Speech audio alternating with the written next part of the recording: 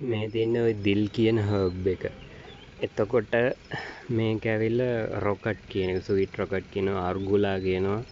අර්ගුලා කිව්වහම මේකේ ප්‍රභේදය තමයි ස්වීට් රොකට් කියන එක. මේකේ තියෙනවා තව සැල්වටිකා එහෙම කියලා එක ඒවා තියෙනවා. මේ තියෙන්නේ දිල් පැලයක්. දැන් මේක මම තාම කපලා නැහැ. මේකේ තව මැදින් පොඩි පොඩි කොටස් කපලා ගන්න පුළුවන්.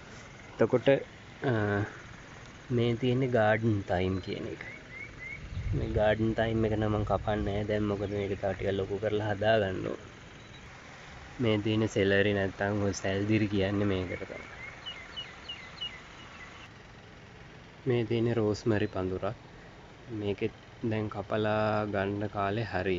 මේක කපන්න තමයි හැදෙන්නේ. මේ හැදිලා තියෙන්නේ මිංචිත් කපන්න පුළුවන්.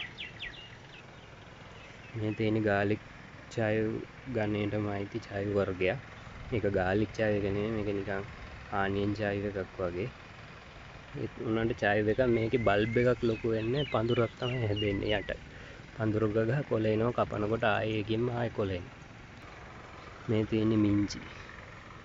මේ තියෙන්නේ රෝස්මැරි.